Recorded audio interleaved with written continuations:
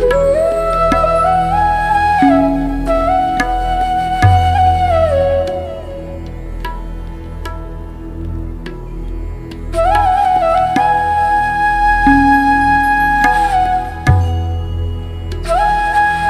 Everyone, welcome to my channel.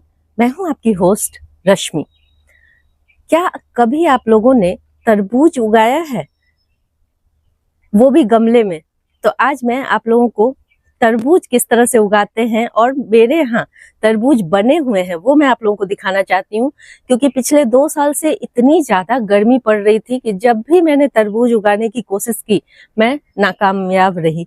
लेकिन इस बार मैंने लगातार कोशिश करके एक समझ लें कि इतना एक्सपीरियंस मुझे हो गया कि इस बार जो मैंने तरबूज लगाया है वो सक्सेसफुल है। जबकि गिलहरियों की वजह से आपको दिखाऊंगी कि बहुत नुकसान भी हो जाता है, लेकिन फिर भी मेरे यहाँ तरबूज लगे हुए हैं।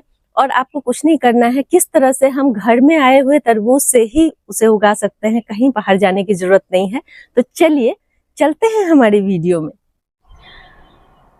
अभी तकरीबन 1 महीने हुए हैं और मैं कंटिन्यूस 15-15 दिन पे सीड डालती जा रही थी तरबूज के। लेकिन पूरे मुझे लगता है कि अप्रैल के लास्ट से मैं तरबूज लगाने की कोशिश कर रही हूँ। लेकिन इतनी ज्यादा भयंकर गर्मी पड़ रही थी कि मेरे सारे प्लांट छोटे में ही, सीडलिंग में ही खराब हो जाते थे। लेकिन कंटिन्यूस डालते डालते एक ऐसा टाइम आया जब बीच में थोड़ा सा टेम्परेचर कम हुआ और मेरे सारे प्लांट उग गए। उनको मैंने ट्रांसप्लांट किया और अभी आप लोगों को पहले दिखाती हूँ कि वो किस तरह से तरबूज लगे। देखें, यहाँ पे एक टूटी फूटी सी बकेट है जिसमें मैं ऐसे ही इसको फेंकने वाली थी, लेकिन मैंने सोचा कि एक सीजन में इससे काम ले लूं। तो ये एक बकेट है जो बाथरूम में पड़ा हुआ था, उसका मैंने इस्तेमाल किया है। और देखें, कुछ तरबूज की पत्तियां कुछ इस तरह से दिखती हैं, इसकी बेल होती है और यहाँ पे तरबूज लगे हुए हैं। ये देखें, ये मैं आप लोग को दिखा दूं ताकि आप लोग को यकीन हो। ये देखें, ये किस तरह से इससे जुड़ी हुई है। ये तरबूज मेरा बन रहा है और गिलहरियों से बचने के लिए मैंने इसे छिपा रखा है। कितना सुंदर ये बन रहा है देखें, और बहुत जल्दी जल्दी बड़ा भी हो रहा है। इसको मैं ढक के रखती हूँ इस तरह से पत्तियों से, ताकि उन्हें पता ना चल पाए। और ऐसे ही बहुत सारी जगहों पे मैंने तरबूज उगाया है और अभी भी मैं कंटिन्यूस इसके सीड डालती जा रही हूँ। मैं आप लोगों को दिखाती हूँ कि इस वक्त अगर आप लोग गर्म इलाकों में रहते हैं और 1-2 बारिश हो चुकी है तो अभी भी देर नहीं हुई है, क्योंकि इसकी जो बेल होती है बहुत तेजी से फैलती है। और अगर इसने एक बार अपनी ग्रोथ पकड़ ली, उसके बाद आपको फिर कुछ करने की जरूरत नहीं है। आप अच्छे से खाद डालें। मैं अभी आप लोगों को बता दूंगी, इसकी जो मिट्टी होती है ये थोड़ी सी अलग बनती है। अभी चलिए पहले आप लोगों को दिखा देती हूँ कि मैं कहाँ कहाँ इसे ग्रो की हुई हूँ और किस किस जगह पे और कितने बड़े कंटेनर में आप इसे ग्रो कर सकते हैं।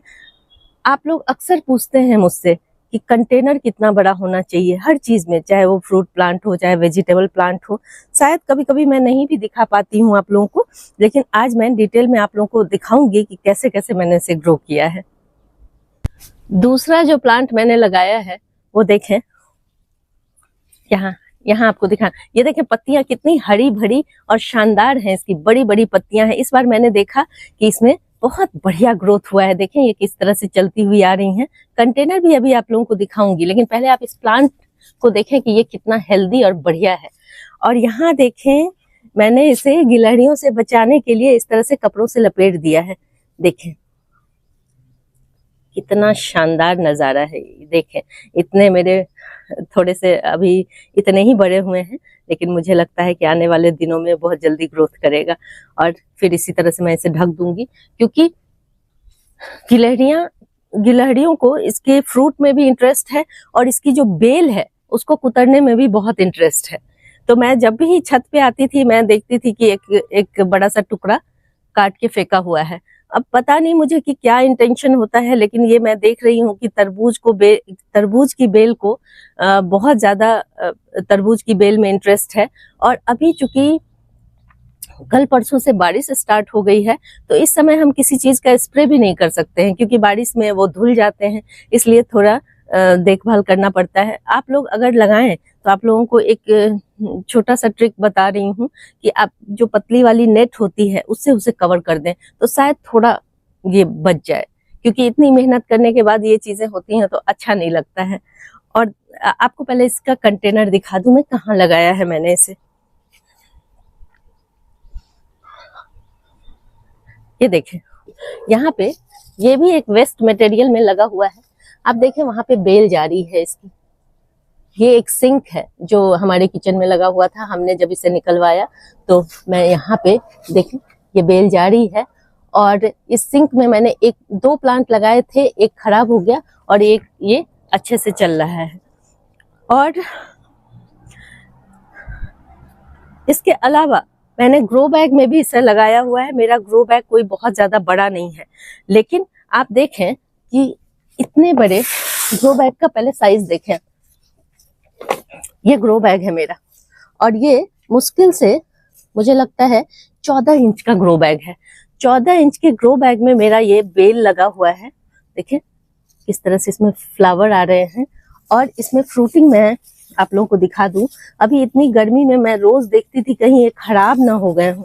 यहाँ देखें येलो येलो कपड़े से मैंने जहां जहां मुझे दिखा है मैं ढक के रखी हूँ। ये देखिए कितना सुंदर है ये ऐसा लग रहा है थोड़ा थोड़ा ना मैंगो टाइप से दिख रहा है। ये मुझे साइज भी वही है और शेप भी थोड़ा थोड़ा वैसा ही बनता जा रहा है। तो ये एक है जिसको मैंने ढक के यहीं पे। और गर्मी के दिनों में मैं अक्सर आप लोगों को कहती हूँ कि इसको बहुत ऊंचे नहीं ले जाना है। जो भी बेल है मैं इसी जगह इसको घुमा घुमा करके रख रही हूँ ताकि ये एक जगह इकट्ठे रहें। तो इससे बहुत सारे फायदे होते हैं। एक तो गर्मी में जो लू चलती है उससे हमारा प्लांट बचा रहता है और इस तरह से ज्यादा सक्सेसफुल होता है। ये सब एक्सपीरियंस से ही ये चीजें आती हैं। पहले तो समझ ही नहीं आता था कि क्या करें कैसे करें।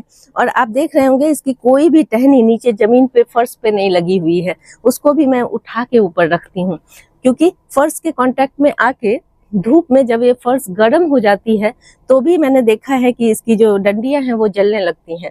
तो इन सब बातों का हमें ख्याल रखना है। और देखिए एक मैंने दिखा दिया, एक और दिखाऊं। इस छोटे से ग्रो बैग में 3 लगे हुए हैं। एक देखें, एक उससे छोटा ये उसके साइड में ही है ये, और एक और दिखाऊं मैं। ये देखें यहाँ ये बन रहा है ये। तो एक ही प्लांट में ये 3 है। ढक देती हूँ इसको, नहीं तो बस गिलहरियों से बचा के रखना है। उसके अलावा एक और चीज मैंने इसमें नोटिस किया है, इसमें भी रूट में जो गांठ हो जाते हैं वो वाली प्रॉब्लम होती है। तो आप इसमें नीम खली जरूर इस्तेमाल करें। और यहाँ देखें इस कंटेनर में और क्या क्या लगा हुआ है आपको दिखाती हूँ, क्योंकि ऐसा नहीं है कि इसमें सिर्फ इतने छोटे से कंटेनर में सिर्फ ये बेल लगी हुई है। आपकी मिट्टी बहुत बढ़िया होनी चाहिए। देखें उस रूट नॉट के लिए मैं जहां जहां भी वेजिटेबल लगाती हूँ वहां गेंदे के इस तरह के प्लांट जरूर लगाती हूँ। एक तो नीम खली और दूसरा गेंदे का प्लांट आप उसके साइड में जरूर लगा दें, मेरीगोल्ड। तो उससे भी आपका रूट नॉट वाला जो प्रॉब्लम है वो थोड़ा बहुत बढ़ेगा नहीं। और ये देखें ये उसी में एक जिसे आप लोग फूट कहते हैं, खरबूजे की ही एक वैरायटी होती है, वो भी उगाया है। ये अपने आप उगा है, मैंने इसे निकाला नहीं है और ना ही इसे ट्रांसप्लांट किया है, क्योंकि इतनी गर्मी में अगर मैं इसे छेड़छाड़ करती हूँ। मैं एक प्लांट ट्रांसप्लांट करके देख चुकी थी, वो मेरा खराब हो गया था। तो चूंकि इतनी ज्यादा हीट है, मैं जिस एरिया में रहती हूँ, मुझे याद आया कुछ कमेंट्स मुझे आए थे कि आप जिस जगह रहती हैं उसका टेम्परेचर भी बताएं।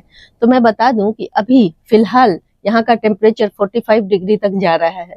तो आप अंदाजा लगाएं कि हम लोग किस माहौल में किस तरह अपने प्लांट को बचा के मैं रखती हूँ। हर दिन एक चुनौती होती है अपने प्लांट को बचाने के लिए। कल बहुत अच्छी बारिश हुई है, इस वजह से आपको मेरा सारा प्लांट हरा भरा दिख रहा होगा, लेकिन जिस समय बहुत गर्मी थी उसका असर मैं दिखाती हूँ। देखें सारे पत्ते इस तरह से झुलसते जा रहे थे। ये 1-2 बचे हुए हैं, सबको मैंने हटा दिया था, क्लीन कर दिया था। अदरवाइज मुझे देख के बहुत दुख हो रहा था कि इतना सुंदर प्लांट इस कदर मुरझाया जा रहा है। लेकिन अभी चूंकि बीच बीच में बारिश हो जाती है, इसलिए इस वक्त ये संभले हुए हैं। तो अभी बहुत अच्छा टाइम है। अगर आप इस समय, मुझे लगता है ये जून का मिड है, और इस समय अगर आप इसके सीड लगाते हैं, गर्म इलाके वाले जितने लोग हैं, तो आप देखेंगे कि आप 100% सक्सेसफुल होंगे। तो सीड की चिंता बिल्कुल ना करें, क्योंकि आपके घर में इस वक्त तरबूज तो जरूर आते होंगे, और आपको जो भी वैरायटी पसंद हो उसके सीड देखें इस तरह से मैंने सीड कलेक्ट किया है। इसमें से बहुत छोटे छोटे, आजकल के जो तरबूज होते हैं उसमें सीड बहुत छोटे होते हैं और बहुत कम होते हैं। जैसा कि आप देख सकते हैं, ये अंदर में 1-2 सीड है और बहुत कम है। तो इसमें से मैं कुछ सीड निकाल करके यहाँ रखी हुई हूँ। आप डायरेक्ट भी इसे लगा सकते हैं इस समय, ऐसा नहीं है कि सुखा के ही रखना है उसके बाद लगाना है। डायरेक्ट सीड सो करें और आप देखेंगे कुछ ही दिन में जर्मिनेशन शुरू हो जाएगा।